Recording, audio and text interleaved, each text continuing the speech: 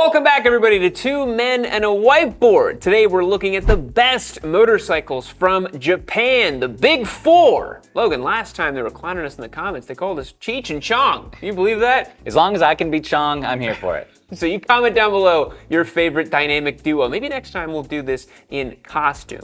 Last week we did the worst European bikes, and today we want to mix it up, keep it a little bit more positive, and so we're selecting the best motorcycles from Japan. But fret not, we are not doing any flagship superbikes. Our definition of best is actually a little bit different this time, right, Logan? Definitely, yeah. I mean, despite what you may think, it's not all about peak horsepower. So we got some oddball bikes, bunch of different categories, but they're the bikes we think are the best of the best. Best of the best. And none are more emblematic of a non-superbike than the Yamaha YZF-R7, one of our first picks for the best bikes from Japan. Now, you will notice today's video is ranked. We're not doing these in any particular order, but we will tell you whether or not we would purchase one of these in our personal stable. So Logan, talk us through the process of why we selected the R7 as one of the best bikes from Japan right now. So right off the bat, the proof is in the pudding. It's one of Yamaha's, if not the best-selling motorcycle from Yamaha right now. So it proves people love this bike. What other way to prove that it's the best if you're selling a metric crap ton of them? That's why CF Motos are the best as well. But we're not talking about that Wait, today. whoa, no, hold on a second, Logan. That's not true. Just kidding. That's of course. not true. But so R7 compared to something like, you know, an R9 or even, of course, the R1, we're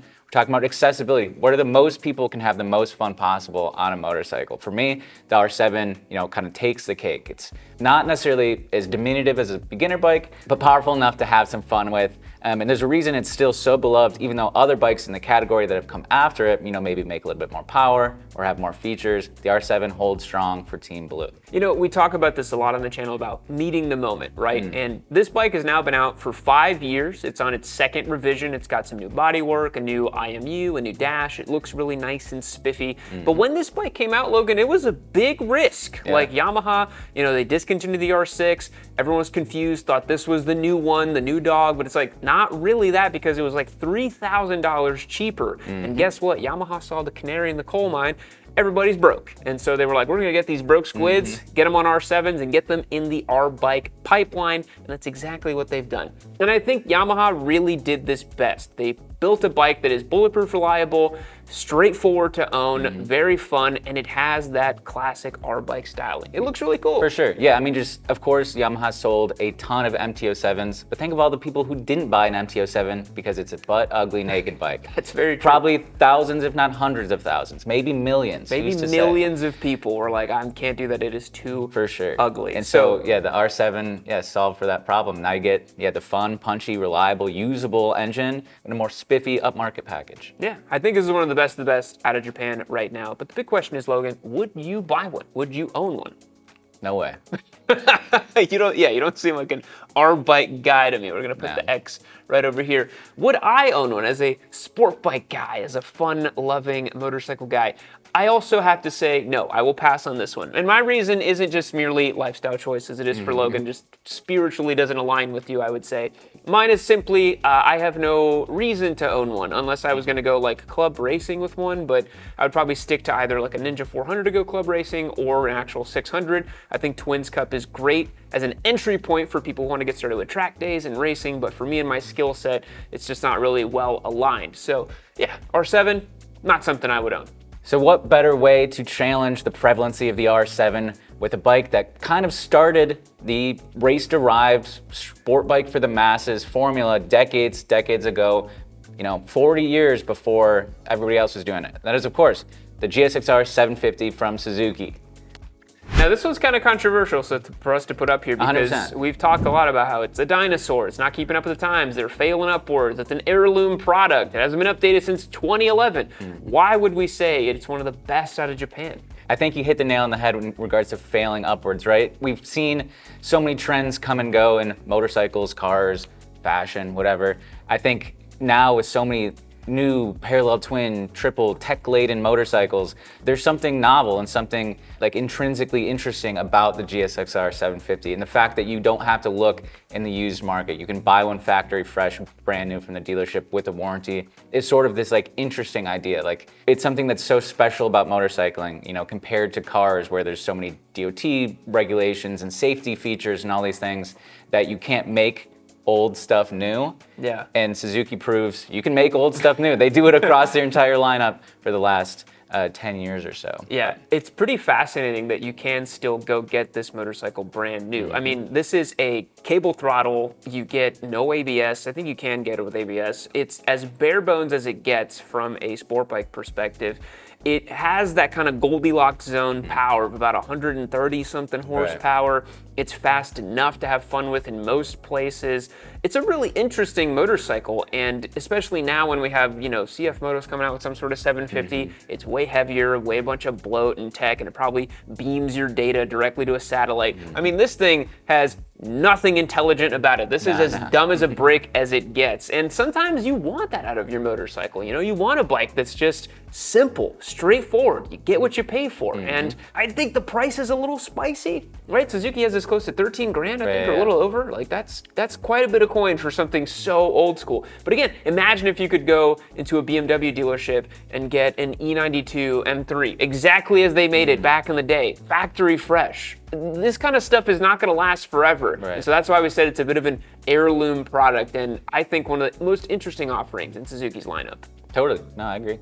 So, Logan, would you buy one and own one? I mean, I'm not a sport bike guy, but if I were to indulge in a sport bike, I think I'd like the idea of something like this a little bit more. So I don't know if I can get like a half a check or something. You're a little bi-curious for the Suzuki. You're kind of like, that's kind of interesting. It's interesting. I just like things that are interesting. Yeah, that's true. I would do one of these, honestly. This has really come around. The more time that has passed, the more I'm like, you know what? This is actually a really sick bike. I would like to own one of these for like a year and do like a nice squid stuff. No. I would personally do like a cool like street track spec build. I would have like 2 sets of wheels, and like I would do like some fun go fast mods and just see like how far can I take this in a reasonable way without building the motor and doing all that crazy crap. I just be like, can I get this to a nice baseline on track? You know, some suspension, clip-ons, you know, master cylinder, that sort of thing. I think it would be fun. Fun project. Yeah, I would just do squid stuff. I would just like, you know, triple M4 digits. exhaust. Yeah, and I mean even how T-shirt on the highway, you know, T-shirt flying in the back, you know. Get the full experience, you know. I've already got the cargo pants on. You guys just can't see them. That's true. I'm actually not wearing pants right now. We move on from the technologically retrograde to the technologically forward thinking with a Honda motorcycle. Now, this one has been very interesting. This was the only bike to receive a perfect score here on Yami Noob, I think ever. I don't think we've ever given anything a perfect score. It is none other than Honda's CB750, now equipped with e-clutch. And Logan, this is Honda doing what Honda does best. New technologies, forward thinking, trying to get more people involved in riding. And there's some crazy stuff happening with this motorcycle at a crazy price point too. Talk us through it. Yeah, I mean, I think this bike, as well as the CB1000 Hornet, kind of prove Honda's in their like it girl era. You know what I mean? They took their time. They're kind of quiet for maybe the past 5 or 10 years, but they're slowly planning and plotting and, you know, seeing what can we do that not only provides more value for people, but yet also gets more people into motorcycling. I think the DCT was maybe sort of a hit and a miss, not as widely popularized or not as many people excited about it as the e-clutch. And that was the big question for us about this new model that already comes equipped with a quick shifter. Does the e-clutch compromise the efficiency and the fun of a quick shifter? From what we've gathered, what data we've seen, that doesn't seem to be the case. Yeah, this is really one of those cases where like you gain everything and lose basically nothing. In the CB750, this motorcycle has a throttle by wire system, so the computer's actually controlling when you open the throttle tube and the butterfly valves. We were a bit confused because the original model had a quick shifter up and down that uses an ignition-based system and rev matches and does all that. From what we've seen, the e-clutch works in tandem with that, so really this is like the most fluid experience you could get. And again, you know, you can completely solve the beginner rider issues of the first gear and the, you know, grabbing the clutch and all that. But then when you're ready to use the clutch, it's right there. You can test it out, you can try it. So this to me is genuinely a game-changing technology. We tried it out here with the CB650R last year. I bought that bike just because it had the e-clutch. I wanted to see what it was all about. And I really think that Honda's on a completely different planet when it comes to bringing in new riders. I mean, they got this on the 300s now, the 650s, the 750s. And it really is, to me, like They've made it to where it's not more expensive than the old models right. too. You gain everything, you lose nothing. So super cool, super cool. And leave it up to Honda to be like the only one to put their money where their mouth is and be like, we can make these things happen and still keep it competitively priced. Not everything has to be new and improved every single. Like, it can be new and improved, but we're not going to charge you anymore. And that's pretty cool. I think it's really, really cool. And yeah, this is a bike that now is very forward thinking. Like, again, the DCT system, some of the automatic, there's no clutch lever, you're kind of losing out a little bit. You don't have a shifter. This is all the same motorcycle stuff on it. Like, you can still ride it like a motorcycle, and then when you want to ride it like a overgrown scooter, you can do that too. It doesn't shift for you, but I think you can still grab a couple shifts yourself. So Logan, I would say, would you own one? But in a way, you kind of already do, right? Yeah, so I think I will offer my check mark with the caveat of, obviously, I'm not going to buy one because I own a Transalp, but I love that motor. I love that platform. I had a ton of fun riding it on like the press launch event. It's like an MT-07, but a little bit better, a little bit more like interesting. Looks a little bit more to my taste anyway. Yeah, I love this motorcycle. I give it a check. Yeah, it's a great bike. I would also give it a check, but I did say in the beginning, like, would I buy it for my personal stable? I don't have a need for a bike like this, and also it's not quite enough juice and power for me. Like, a street bike for me has to have just a little bit more, Maybe the flashed one would do it for me, because I think the flashed one's got like 90-something power. So I'm gonna put a little bi-curious check mark around the CV750. Moving on. So now we're getting into sort of an oddball pick for the video today. The V-Strom 1050 DE. This is a wild card. Like, what the hell are they, what are Cheech and Chong smoking over there? Yeah, so this is a product of us taking a look at Suzuki's website and being like, all of this is just old junk that they are, not old junk, but just like really old stuff that's like solid but not amazing. Even the new 800 platforms are like, okay, like they're good, they're solid, they work well. But hear us out here. The 1050 platform genuinely is now, again, Suzuki failing upwards in like a very unique category. So 1037cc V-twin, liquid cooled. Already, nobody makes anything like that. Nobody's making anything like that. It's a very unique engine architecture. This bike gives you a lot of like everything you need and nothing you don't. Great price point. And weirdly enough, a tubed 21-inch front wheel and a tubeless 18, or is it 17? 18, 17, something like that. I can't remember. Like that. Tubeless out back. And I think that's Suzuki doing a galaxy brain Giga Chad move, being like, look, you're probably gonna get a nail in your rear tire. You plug that bad boy up, but on the front, you get an aggressive, dirt-oriented tire. So I think this bike is a smash hit. I think it's really cool. What do you think? Yeah, I mean, I think it's one of like those, it's back when like there was less of a massive chasm between like Japanese and European motorcycles, right? Like, because if we think of it in a similar vein of the SV650, which was the sort of Japanese version of the Ducati Monster, a V-twin Japanese motorcycle that's actually sporty and fun feels completely unfathomable almost at this point. The fact that you can still buy one brand new, not just the SV650, but the 1050 adventure bike, like it's incomprehensible. Yeah, the more I'm like looking at it, I'm like, this is like kind of a sweet thing. Yeah, it's like Harley tried to do it with the Pan America, but like way later. Yeah. I just realized that. Yeah, this is basically like, again, like Suzuki was ahead of the curve, or maybe just the curve came back or whatever it is. Like this is Japanese Multistrada, this is Pan America, this is all those things, but better. It's reliable, it's Suzuki, it's not gonna break. And again, it gives you a decent level of technology and sophistication. Like you got your TFT display, you got cruise control, you got heated grips. Like what else do you need, you know? Not much. I'm a simple man. Yeah. I honestly think like if we got one of these, we would both really like it. Like I think it's really good. And these come up for sale all the time on Facebook Marketplace, and I'm always like, you know what? That's kind of a sweet bike. So I think we got to give the 1050 DE its flowers today. And Suzuki, again, they're kind of a weird manufacturer. They're making a lot of old stuff still. And this is one of those cases, much like the 750, where you're like, honestly, we had it right in the past. And imagine you can get the V-Strom 1050 for, what was it, 15,000 give or take? Yeah, brand new. Or like nearly 10,000 for a DRZ4. What are you buying?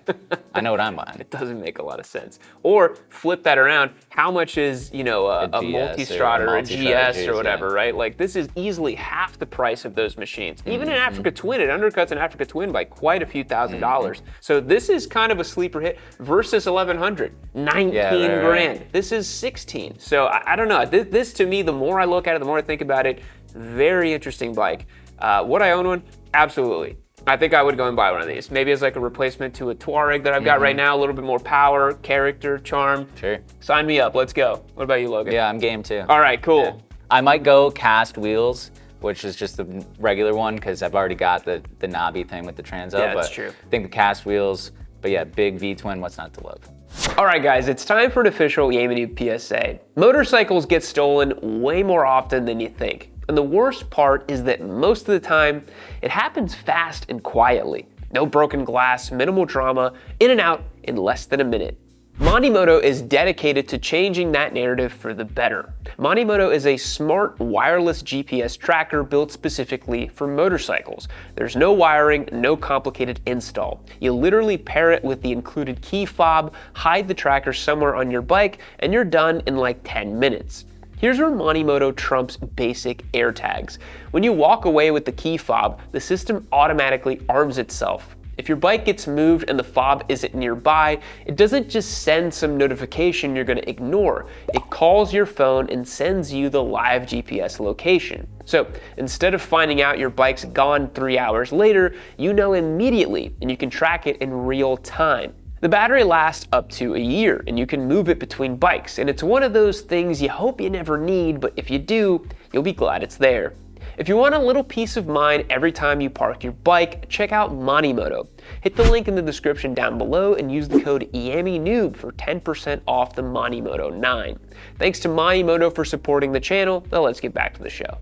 Moving into the world of Kawasaki, who we have not mentioned yet, we think that one of the best bikes they're making right now is the Z900RS. Now, this motorcycle has been updated recently, and we think this is just a smash hit. You get classic UJM energy, big inline 4, analog gauges, beautiful looks, not a whole lot of money. And we were talking about it that Kawasaki is kind of the leading light for the inline 4. 100%. Right? Either Kawasaki or CF Moto, you know, I think. That's very true, actually. I hadn't thought about that. Yeah. But definitely Kawasaki is at the forefront. Yeah, because Kawasaki currently makes, I'm not even kidding, they make a tiny inline 4, a middleweight inline 4, a big middleweight inline 4, a 1000cc homologated inline 4, and then a big 1100cc inline 4. So if you want any inline 4 of any displacement or levels of tuning, you can get it from Kawasaki. We don't recommend the 636 because it has had bottom end engine recall failures and all those sorts of things, so maybe avoid that one. But they pretty much got you covered. Yeah, pretty much, yeah. And that's why the recall thing we won't get into. But it was so hard to comprehend because you're like, Kawasaki's been making inline 4 since like the 70s. You'd think they'd have it figured out by now. But, you know, things happen. Things happen. Yeah, and the RS, the Z900 like naked bike, I'm like, ew. I don't know. It's just not for me. It's heavy and it's not that powerful and it looks insane. But in the RS trim, you know, it's that retro classic look. And if your bike looks cool, it's allowed to be slow. It's allowed to be heavy. You know what I mean? Because it looks cool and it retains so many of the kind of stylistic touch points that you even can't get on like an XSR 900 or whatever. Like everybody's kind of or like a Trident 800, you know? The Z900 I think is the most accurate representation of like a modern classic bike. And that's pretty cool. I'll say right here, I think the Z900RS is way more successful from both a stylistic and performance standpoint than the XSR 900 or the Trident 800. Like, it's got a real metal gas tank, nice bench seat, real nice touch points. And you know, it's funny you said slow. They're actually pretty decently like sprightly, you know? Like we had one of these and we flashed the ECU and I got on, I was like, that's just pretty fast. You know? Like it's not a slow bike. I think it would probably make someone in the 70s be like, this is the fastest bike in the world. You know, like, ah. Yeah, it's like, I think it looks cool, it sounds cool. The new one has an IMU and cornering ABS, so you have like sort of, you know, an invisible layer of electronics underneath you too that you typically don't get in the kind of modern classic thing. Like, it's just a really cool bike and nobody really makes anything like it. Honda's supposed to make their CB1000F, I think. Yeah. But that bike's got a TFT display. It looks a little weird. Like, it's just really harkening back on that Honda heritage thing. I don't know, I think the Z900 does it best. Yeah, I think it's pretty cool. Yeah. Would you own one, Logan? I'd probably own one, yeah. I think so. Okay. My first bike was not a Kawasaki, but a Suzuki UJM. I've got kind of a soft spot for those, so. Yeah. I actually entertained buying one of these very recently until I bought my latest motorcycle that is still at the shop. It's coming back very soon, but I actually thought about one of these. I was like, you know what? That actually hits the mark. So I will give this a check mark as well. Kind of a cool street bike. Pretty cool to mob around on it. Looks stylish, looks classic. What's not to like?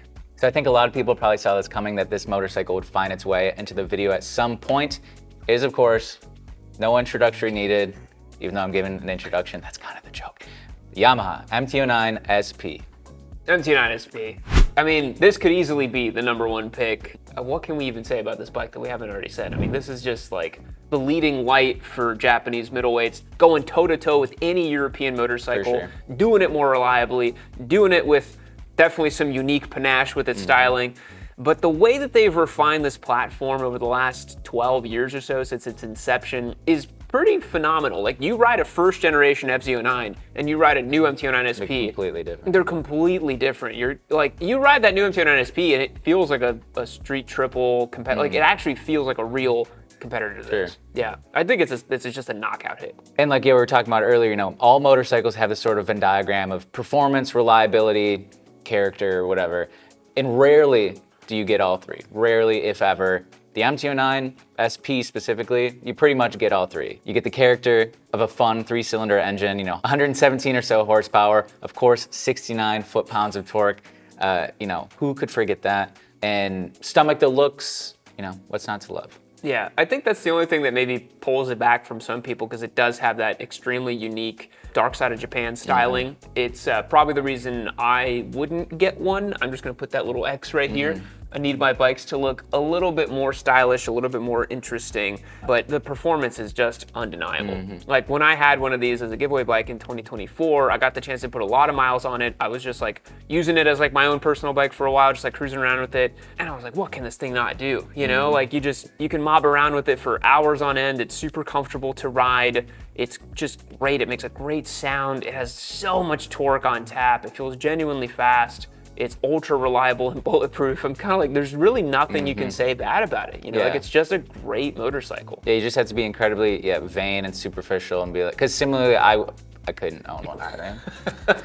And I think also the fact that it's too good, right? Like, I need some compromise. Maybe it's like an underdog thing in me or something, but I have to. It's too perfect, and I don't love the way it looks, so I probably wouldn't buy it. Yeah, and people get up in arms about that, especially when we talk about BMW. I talk about the S1000RR a lot, where I'm like, it's too perfect, it's just too clinical, and they're like, what do you mean a bike's too good? And I'm like, it's not that it's too good, it just feels a little too polished. And that is one gripe I have with the new MT-09, is it is a little too polished. Like, I got the chance to ride a first-gen FZ09 on the Isle of Man. That was my most recent experience with that one again. And I was like, what a crazy bike. This is such a crazy, interesting, and strange bike. You know, cable throttle, like, feels like it has 1 billion foot-pounds of torque. It's really cool, but it's bad. Like, it just handles poorly. It's not a great bike. Yeah, the people that love perfect bikes also like listen to like John Mayer and stuff, you know. And it's like, John Mayer's a good musician, objectively a good guitar player. But I'm more of like like an insect warfare guy. That's right. You know? Need some weirdness, you know. Yeah. John Mayer. He's really good at guitar, I gotta say. It's funny because he doesn't play much, and then you see him play, you're like, he's really good. Yeah. But yeah, MT-09SP, the John Mayer of the motorcycling world. Moving on. All right, Logan, this is another layup. You knew you had to be in this video. There's no way we could make this video not talk about this bike. Talk about genre-defining, category-leading. We mention it probably at least once a week, especially now we're entering riding season, getting people excited. It is the Ninja 500. Kawasaki has absolutely dominated the beginner bike category. I think ever since the Ninja 400 came out, it pretty much put the nail in the coffin for everybody else to even try this. This was back in 2017, 2018. They've since revitalized the platform. It's now a Ninja 500, a little bit higher stroke, longer stroke rather. Same bore, using that engine in a couple different places. But this is the solved problem for the entry-level sport bike rider. And it's just great. It's a great bike. 100%. Yeah, I mean, the Ninja 500 and then previously 400, it was like continuously setting the tone for what the beginner sport bike should be. You know, it's like when they upgraded the 400, everyone started following suit. And then this now newest leap to the 500 has left some other beginner sport bikes kind of in the dust a little bit, which is, you know, sad to see, but hopefully they'll catch up sooner or later. You know, even Honda's 300s aren't even 300s, they're 286 cc. That's crazy. Yeah, that's from like when they were competing against the Ninja 250 and they were like, we got more CCs. Yeah, exactly. And it's like, that was like 2012, 2013, you know? Right. A long time ago. I wouldn't be surprised if Honda does come out with some sort of, I mean, their 500's kind of failed upwards now too, but Honda, Yamaha, and Suzuki all need to figure out a beginner bike answer to the Ninja 500 because they just ran away with it. The 500 is priced well. You can get in a couple different trims and paint jobs, and interestingly enough, Logan, they are also apparently still selling the Ninja 300 in the beginner light category. Yeah. There may be a day where the 500 just kind of like morphs with the 650 and then they just kind of call it a day, and then they have like a tiny itty bitty beginner bike and then like a little bit bigger beginner bike. Right. I mean, with the way that Euro 5 emissions and those sort of things are going, at some point we're gonna get the Ninja 900 and it's the beginner bike and it only makes 48 horsepower. Right, for sure. But it's funny, you know, we talk about Kawasaki's kind of leading the charge for inline fours or holding onto the inline fours. Their parallel twin platforms are notoriously panned by comparison. The Ninja 650 obviously is a perfect example. But surprisingly, the Ninja 500 and then 400 before it has always been sort of praised as the ultimate beginner sport bike, despite being, I think it wasn't really until CF Moto's 450 SS where people were like, oh, we can make like a more interesting twin, and then the RS-457 from Aprilia, obviously. And that brings me to another point, similar to the MT-09SP. Of course, you know, I've been riding for a long time. I'm not in the market for a beginner bike, but even if I were years ago, like there's a reason I didn't go for the Ninja 400. Like it might be perfect for so many people, but it's not perfect for me. So that's an X for Logan over here. And too obvious. Too John Mayer. Too John Mayer. Now, similarly for me, I don't have a need for a Ninja 500 specifically. I've actually owned, I want to say like 5 different Ninja 400s in my tenure as a motorcyclist. Several of them were giveaway bikes. I've owned several race bike versions. The last one I owned was a rocket ship. That was one of the best setup race bikes I've ever had. So much time and energy put into that little Ninja 400 endurance bike. I wish I'd never sold it because it was fantastic. But again, it was a 400, not a 500. The 500 doesn't make as good of a race bike. I mean, none of these things do. They're all commuter bikes, right? So I would personally pass as well on a Ninja 500. That would not find its way in my stable today. But let's move on to the final best motorcycle from Japan. All right, Logan, drum roll. What's the final bike? So people probably assumed or caught on by now we've got 2 bikes from each manufacturer. That means the last one is from Honda. So of course, it's the Fireblade, right? It's the best bike, most horsepower. Right, most horsepower. Wrong! It is the Honda Goldwing. The Goldwing. The motorcycle that I would argue is as much Honda's flagship as the Fireblade or you know the Africa Twin or whatever. Hot take alert, but I don't disagree with you. I think the Goldwing is it's their flagship in an aging demographic where the average 100%. Age of a motorcyclist in the United States is 50 years old. You think the Fireblade is a flagship? No, Goldwing's a flagship, baby. How can you not love a Goldwing? No, it's great. It's especially, and I've never even ridden like the newest one. I've only ridden like 10 years old. I've ridden a couple different ones, but never the newest one. But even still, even in the ones from like the 90s, like it's insanely easy to ride. It's crazy. It's just like a massive maxi scooter. Yeah, should not be that easy. There's so much plastic and so much mass, and yet it just turns on a dime. Yeah, super low center of gravity thanks to that flat 4, then flat 6 engine. Nice. They're about to call you out. Like, flat 4. He knows his history, folks. He knows his history. Yeah, I might be 22, but I know the Goldwing used to have a 4-cylinder. And that flat 6, actually, they always wanted to put it in there, but then they thought that it would be too much bike, too crazy. And then they came over to the United States and they were like, these Americans would love something like that. And then they built it. So flat 6, perfectly balanced from primary and secondary forces, as we all know. So the Goldwing is just the silkiest, smooth riding experience you could ever fathom. And I do think when you look at Honda's offerings, it is still an incredible value proposition. You know, we did that review of the classic Goldwing. The new Goldwing is cheaper than that old one was back in the day. Based on inflation. So you're getting a bike that is cheaper than it used to be, even better than it used to be, more safety, more features, bigger engine, more power.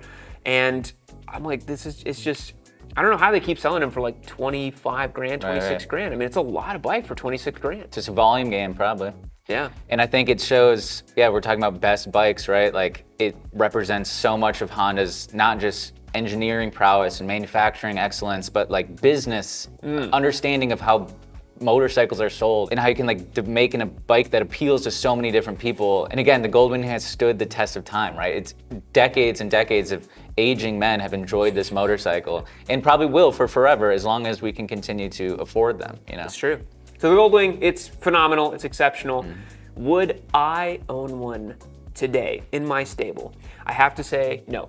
I'm not ready to own a Goldwing. I've not earned my wings. I'm not there yet. I'm still too much of a young man, street squid, degen, track day, fast guy thing. The most I can do at this point is a middleweight adventure bike. That's as far into the pool of old man bikes as I can dip. And to be honest, I've been riding the 210 V4 and I'm like, maybe I just want one of these because I'm just a broken brain squid. And so I'm not ready yet, Logan. What about you? Are you ready? I don't think I'm ready. I would love to rent one and like do a cross-country trip or something. Right. I think I'm ready for that, but it seems like a lot of motorcycle to own. I don't even own a car. Like, I don't think I have the space for it. I got a lot of stuff in the garage. You basically need a car garage to, yeah, like you. And I already got 2 motorcycles in there and some bikes and tools and all that stuff. I just don't think I can care for a Goldwing in the way it needs to be cared for. Maybe when I hit my 30s, I'll change my tune, but for now, it's a no for me. I've seen a lot of comments of guys 40s, 50s, 60s who, because I keep saying like, oh, I'm gonna get a Goldwing eventually. Like there's guys like, I'm 60, I'm riding an R1. I'm like, there's hope, dude. You don't have to be that, you know? Right. It's like people that, you ever seen those, it's like the footage of the Aboriginals in Australia, like the 70-year-old, and they're like sinewy and muscular and they can move. And I'm like, dude, you don't have to be that version of the old guy, you know? But I agree with you. I think renting a Goldwing is the move because they're too specialized. They're too like, you only want to do like 500 miles in a day with them. Like imagine just like commuting on a Goldwing. You're like, well, this is ridiculous. Why would I do that? Yeah, living in the city too. Imagine, downtown Austin, like on a Goldwing. Like, dude, I'd be like having to fight off like homeless people are trying to hop on pillion. Yeah, like, hey, give me a ride on, bro, come on. That'd be an easy one to jump on. So boys, those are our picks for the best Japanese bikes currently on sale. What do you think? Do you agree? Do you disagree? Are there any different ones you would have picked? Again, we didn't want to go down the stupid path of like, oh, it's an R1, it's a Fireblade. Like, that's just not interesting. We think these are the best ones for sale, the coolest ones, the most interesting, and those are our picks. Let us know in the comments if you agree, disagree. We'll catch you in the next one. See you later.